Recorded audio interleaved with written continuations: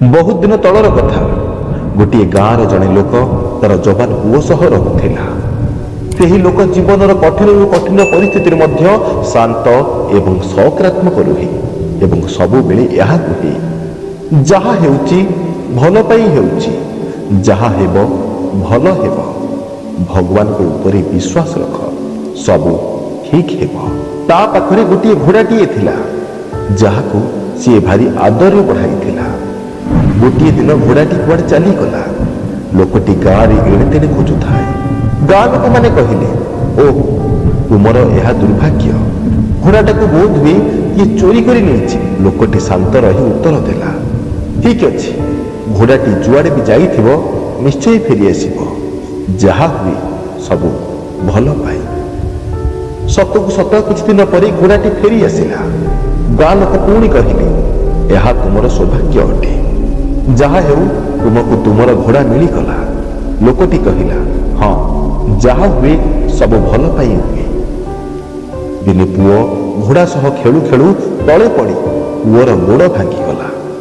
ଗାଁ ଲୋକମାନେ ପୁଣି କହିଲେ, ଓହ, କି ଦୁର୍ଭାଗ୍ୟ ତୁମର, ଘୋଡ଼ାଟି ଚାଲି ଯାଇଥିଲା, ଭଲ ଥିଲା।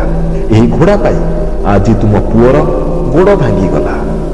ଲୋକଟି ଶାନ୍ତ ରହି ଉତ୍ତର ଦେଲା, ଯାହା ହୁଏ ସବୁ ଭଲ ପାଇଁ। ଭଗବାନଙ୍କ ଉପରେ ବିଶ୍ୱାସ ରଖ, ସବୁ ଠିକ୍ ହେବ। ଠିକ୍ ତାର ପରଦିନ ରାଜାଙ୍କର କିଛି ସୈନ୍ୟମାନେ ଆସି ଗାଁରେ ଥିବା ସବୁ ଯବାନ ପୁଅମାନଙ୍କୁ ଯୁଦ୍ଧ ପାଇଁ ନେଇଗଲେ। କାରଣ ରାଜାଙ୍କ ପାଖରେ ସୈନ୍ୟ ସଂଖ୍ୟାରେ କମ୍ ଥିଲେ। କିନ୍ତୁ ସେହି ଲୋକଟିର ପୁଅକୁ ଗୋଡ଼ ଭାଙ୍ଗି ଯାଇଥିବାରୁ ଛାଡ଼ିଥିଲେ, ତାକୁ ସାଙ୍ଗରେ ନେଲେ ନାହିଁ। ଗାଁ ଲୋକ ପୁଣି କହିଲେ, ଓହ, କି ସୌଭାଗ୍ୟ ତୁମର, ତୁମ ପୁଅ ଯୁଦ୍ଧ କରିବାକୁ ଯିବାରୁ ବଞ୍ଚିଗଲା। ଆମକୁ ଜଣା ନାହିଁ ଆମମାନଙ୍କ ପୁଅ ଯୁଦ୍ଧରୁ ଫେରିବେ କି ନାହିଁ। ଲୋକଟି ସେହି ସମାନ ଉତ୍ତର ଦେଲା, ଯାହା ହୁଏ ସବୁ ଭଲ ପାଇଁ, ଯାହା ହେବ ତାହା ମଧ୍ୟ ଭଲ ପାଇଁ ହେବ। ଭଗବାନଙ୍କ ଉପରେ ବିଶ୍ୱାସ ରଖ, ସବୁ ଠିକ୍ ହେବ। କିଛି ଦିନ ପରେ ଗାଁର ସବୁ ପୁଅ ଅନେକ ସ୍ୱର୍ଣ୍ଣ ମୁଦ୍ରା ଏବଂ ଧନ ସହ ଘରକୁ ଫେରିଲେ। ଗାଁର ଲୋକ ଏହା ଦେଖି ଖୁସି ହେଲେ। ଗାଁର ଜଣେ ଲୋକ ସେହି ଲୋକଟିକୁ ପଚାରିଲା, ତୁମେ ସବୁ ପରିସ୍ଥିତିରେ ଏତେ ଶାନ୍ତ ଏବଂ ସକାରାତ୍ମକ ଭାବନା କିପରି ରଖିପାରୁଛ?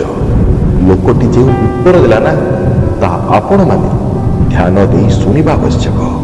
ଲୋକଟି କହିଲା, ସୁଖୀ, ଶାନ୍ତ ଏବଂ ସକାରାତ୍ମକ ଭାବନା ରଖିବା ପାଇଁ ଏହି ଦୁଇଟି ଜିନିଷ ନିଜ ଭିତରେ ଥିବା ଦରକାର। ପ୍ରଥମଟି ହେଉଛି ଲୋକଙ୍କ କଥାକୁ ଅଧିକ ଧ୍ୟାନ ଦେବା ବନ୍ଦ କରିଦିଅନ୍ତୁ।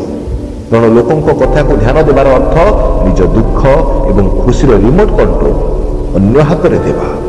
ଯଦି କେହି ପ୍ରଶଂସା କରନ୍ତି ତେବେ ଆପଣ ଖୁସି ହୋଇଯିବେ, ଆଉ ଯଦି କେହି ନିନ୍ଦା କରନ୍ତି ତେବେ ଆପଣ ଦୁଃଖୀ କିମ୍ବା କ୍ରୋଧିତ ହୋଇଯିବେ। ଅର୍ଥାତ୍ ଆପଣଙ୍କ ଇମୋସନର ଚାବିକାଠି ଆପଣ ଅନ୍ୟକୁ ଦେଇଦେବେ। ଅନ୍ୟର କଥାକୁ ଧ୍ୟାନ ଦେଲେ ଆପଣଙ୍କ ମନ ଅସ୍ଥିର ହୋଇଯିବ, ଯାହାଫଳରେ ଆପଣଙ୍କ ଜରୁରୀ କାର୍ଯ୍ୟରେ ବାଧା ଉପୁଜିବ। ଦ୍ୱିତୀୟଟି, କେବେ ବି କୌଣସି ଘଟଣାକୁ ଭଲ କି ଖରାପ କୁହନ୍ତୁ ନାହିଁ। ପ୍ରତ୍ୟେକ ଦିନ ଏବଂ ପ୍ରତ୍ୟେକ ମୁହୂର୍ତ୍ତରେ କିଛି ନା କିଛି ଘଟଣା ଘଟୁଛି ଏବଂ ଏମିତି ଘଟି ଚାଲିଥିବ। କିଛି ଭଲ ଘଟୁଛି ତ କିଛି ଖରାପ ଘଟୁଛି।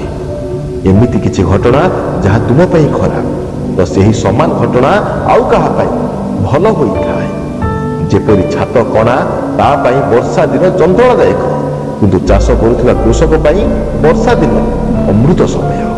ସେଥିପାଇଁ ତ ମୁଁ କୁହେ, ଯାହା ହୁଏ ସବୁ ଭଲ ପାଇଁ। ଭଗବାନଙ୍କ ଉପରେ ବିଶ୍ୱାସ ରଖ।